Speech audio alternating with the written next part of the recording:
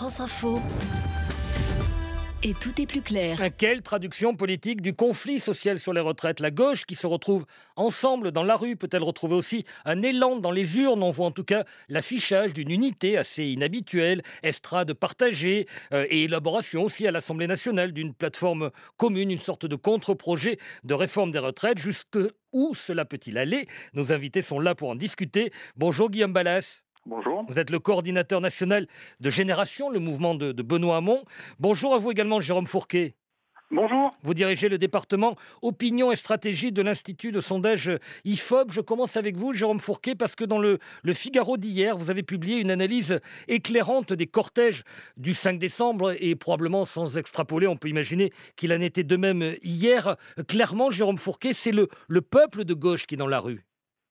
Alors oui, manifestement, de ce qu'on voit dans les cortèges, on a une très forte représentation et présence de ce qu'on peut appeler le peuple de gauche, avec notamment des cortèges très nombreux en provenance des entreprises publiques et de la fonction publique. Et on a mis notamment en lumière dans cette analyse que plus l'emploi public pesait lourd dans une commune, dans une ville, plus les cortèges avaient été fournis il y a une dizaine de jours maintenant, et comme vous le disiez sans doute hier également. Donc et notamment dans des villes moyennes, pas forcément des métropoles, et dans des endroits où on a beaucoup voté en 2017, Mélenchon et Hamon, pour le faire rapidement. Tout à fait. Donc en gros, on a une très forte mobilisation de la France du sud-ouest, un grand quart sud-ouest du pays, là où Jean-Luc Mélenchon et Benoît Hamon ont réalisé leurs meilleurs résultats à l'élection présidentielle. Donc il y a comme une espèce de revanche et de mobilisation aujourd'hui de cette partie et de cette composante de la société française qu'on n'avait plus beaucoup vue et entendue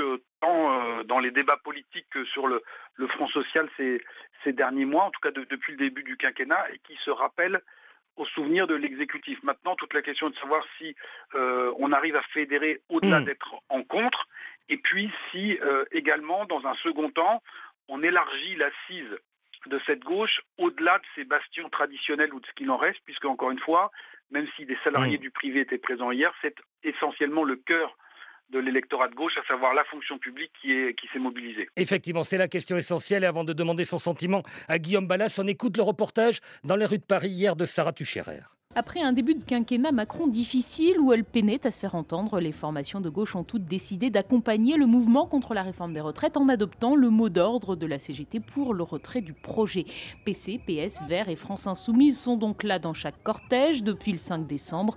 Une présence essentielle selon le député France Insoumise Alexis Corbière. Oui, il y a une grande, large, juste protestation qui se traduit par beaucoup de gens grévistes, beaucoup de gens qui manifestent ici à Paris, dans beaucoup d'autres villes. Et puis on voit bien aussi des études d'opinion qui démontrent un large soutien de la population à ce refus de la réforme. L'activisme de la gauche ne s'arrête pas là. Les cheminots grévistes de la gare de Lyon ont ainsi reçu la visite de Jean-Luc Mélenchon, puis 3 jours plus tard d'une délégation emmenée par le socialiste Olivier Faure et le communiste Fabien Roussel. Nous sommes ce matin venus soutenir celles et ceux qui portent un combat pour nous tous. Nous voulons l'ouverture d'un vrai dialogue et des réponses pour toutes les catégories socio-professionnelles, de la santé, des transports, du privé, de l'enseignement, du public. Une initiative bien reçue par Béranger Cernon de la CGT Cheminot. Je voulais remercier les politiques qui sont venus aujourd'hui nous soutenir dans notre combat. Merci, parce qu'il n'y a pas que la Macronie dans ce pays, il y a plein de partis politiques qui portent des projets qui vont vers le progrès social. Le progrès social, c'est pas de tirer tout le monde vers le bas,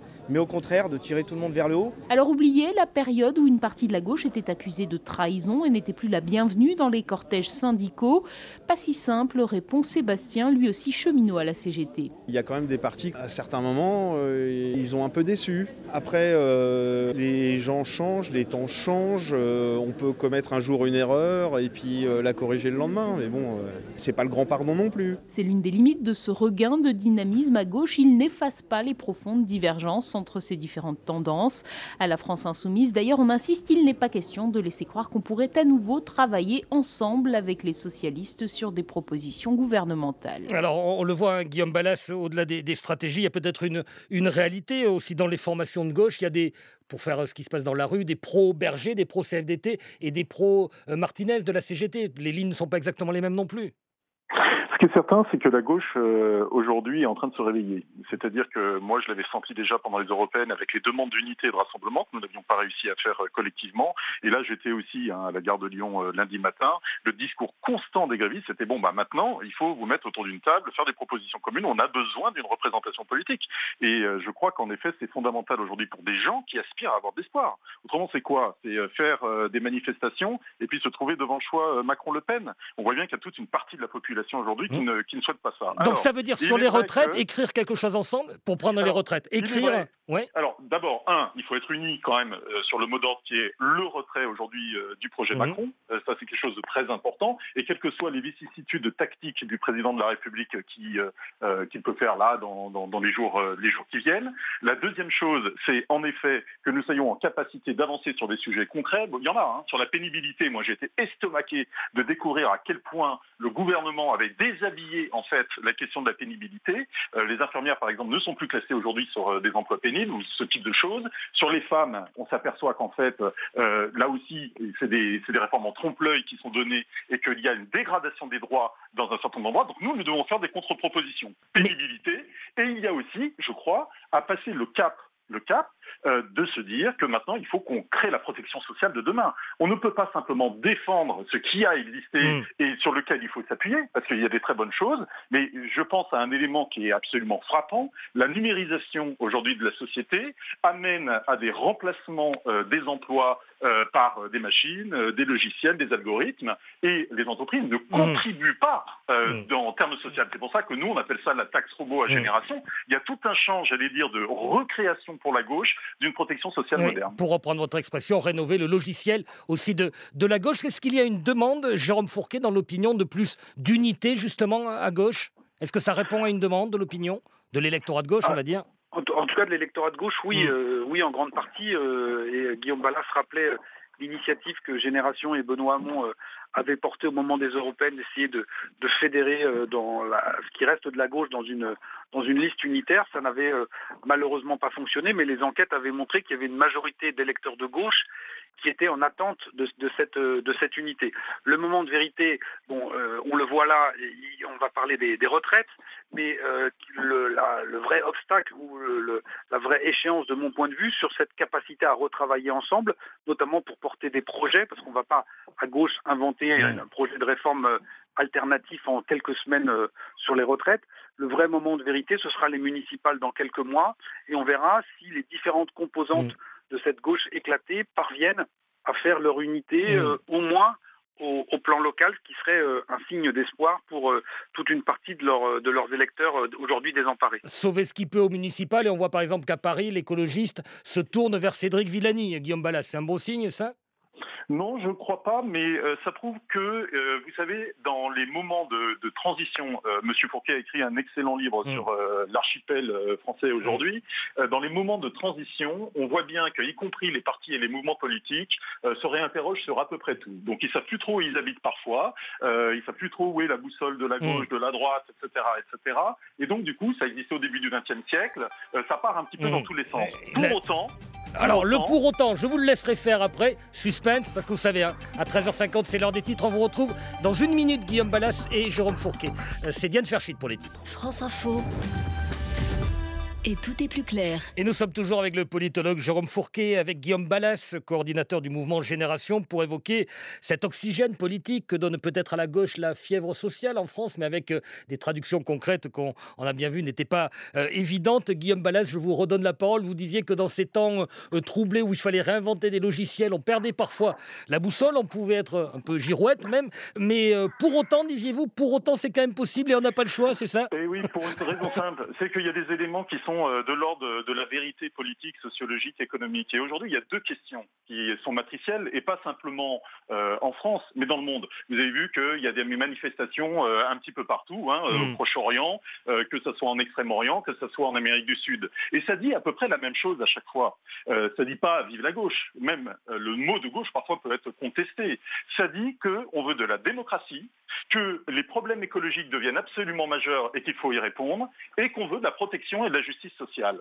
Et si vous voulez ça, c'est le cœur justement de ce que sera la gauche de demain, c'est-à-dire une gauche écologique. Et c'est pour cela que si la gauche sait unir aujourd'hui ces trois termes de démocratie, de justice sociale et d'écologie, alors oui, je crois qu'elle sera la représentation d'une large majorité de la population qui aspire aujourd'hui à lier ces trois termes. Mais pour cela, pour que ça soit possible, parce que disiez-vous, Jérôme Fourquet, ça ne se fait pas en quelques semaines, quelques mois, il faut sauver ce qui peut l'être, Jérôme Fourquet, au municipal?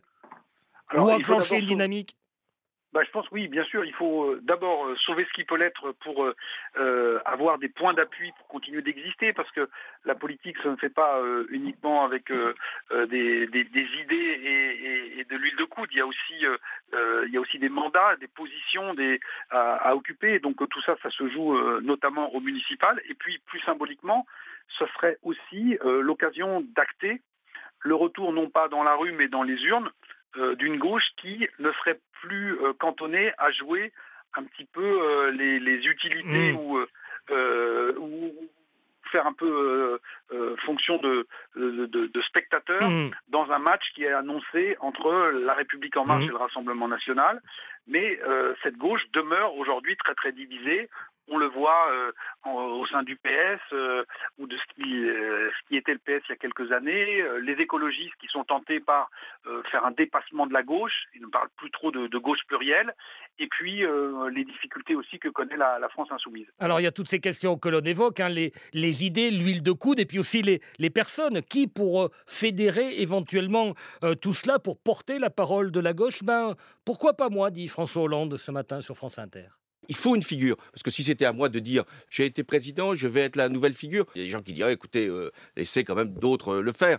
Donc moi j'ai laissé. Pendant 2 ans et demi, j'ai écrit, j'ai réfléchi, j'ai travaillé. Mais là, il va falloir qu'il se passe quelque chose. Mais pas simplement une incarnation physique, même une mobilisation citoyenne, un parti, une organisation, un mouvement. Il faut une force qui surgisse à partir de ce qui existe aujourd'hui et qui puisse faire entendre la voix de l'espérance. Parce que vous nous Moi, j'y contribuerai si c'est nécessaire. Je ne vais pas moi-même m'imposer, je ne vais pas moi-même considérer que je suis une solution quand certains pensent que j'ai été un problème. Je veux être un contributeur parmi d'autres de cette force qui doit naître, parce qu'elle est nécessaire pour la gauche, mais elle est nécessaire pour la France. Sinon, le risque, c'est quand même une alternative d'extrême droite. Guillaume Balas, François Hollande, nécessaire à la reconstruction?